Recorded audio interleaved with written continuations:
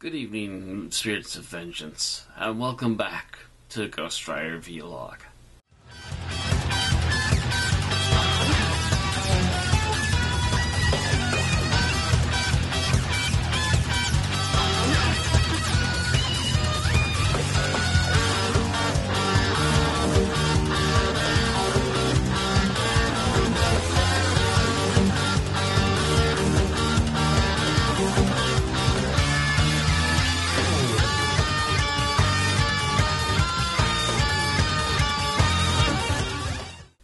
Welcome back, everyone, to the Ghost Rider Vlog, and welcome to our first book in the 1980s, which would be the last bit of this run for a couple of years.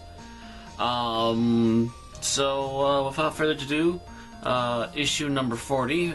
On the cover, the title is Death in the Nuclear Family. The inside cover, however, is the appropriately named Menace of the Nuclear Man. On the cover, we have another one of those sort of iffy, trying to draw in the eyes, even though he doesn't have eyes, looks for the Ghost Rider. Because, again, the inside book art is a little bit better and just leaves the eyes completely solid black. However, we can tell it's a Ghost Rider. He is riding a decently detailed red bike, which means it's a Hell bike. And in the background we have some nuclear towers and a nuclear explosion going off. Not completely false. Just trying to get attention, I suppose. Anyway, basic story is that the Ghost Rider is running about as he usually does of late. He just suddenly wills himself to become Johnny Blaze again, and Johnny is starting to more and more realize the Ghost Rider is kind of running into its own show whenever he actually is the Rider. He is trying to stop himself from thinking about the Rider in the third person as a different entity because he has at least some control still, but not always. However, he is stopped when he sees a house while he's in the middle of a storm outside. He proceeds to go to the house but is hit by a car. However, the people outside obviously heard this collision and quickly go out and recover Johnny from the storm and try and patch him up.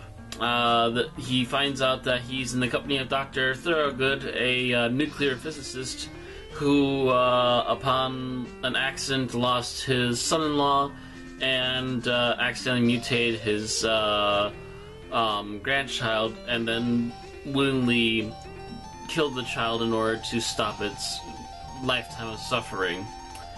So he was pretty much cast out of most of the science areas, and so he was pretty much cast out of any kind of nuclear science projects and was banished from his cozy government job, to which he started doing his own projects to try and warn people of the horrors of nuclear power. He has made a suit for himself and has dubbed it Nuclear Man. However, he's not actually used it yet, and is confronted by some mobster type guys and is taken away as Johnny is left behind. He tries to warn the police, but obviously Nuclear Man shows up to rob a bank and is willingly doing this in order to try and propagate more fear for nuclear power. He then actually turns on all the mobsters, killing their leader, and decides to continue doing robbing missions until he has garnered enough fear of people for the nuclear power that, even in his suit, is a small amount, but is enough to literally kill people. However, as he's continuing his plans, his daughter is telling him that he's going too far and that he's going to kill millions, but just backhands her and leaves. The Ghost Rider gets information from her to go to the nuclear facility, but also gives her a chance to possibly talk her father out of it. He proceeds to actually kill her without actually looking at her until she called out after being radioactive blast and dies in his arms. He continues to go completely over the deep end and starts to set up an explosion for the nuclear plant. It would just require him to crash the helicopter to one of the nuclear towers. But of course, Johnny, as the Ghost Rider, is already there and was temporarily stopped, but this only serves to further irritate him. he takes full reins and heads after the professor and has a mid-air collision with him through a bike launching off of one of the towers. The explosion just makes a pile of flaming rubble on the ground. He recreates the bike and heads off into the sunset.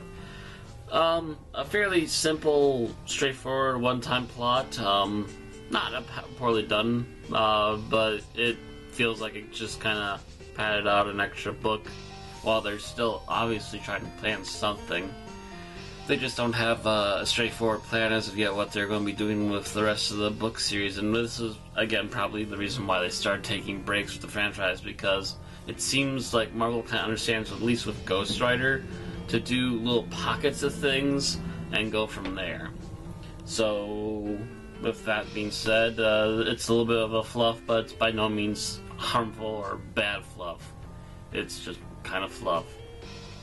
That's it for this time. I'll see you all next time. Good night.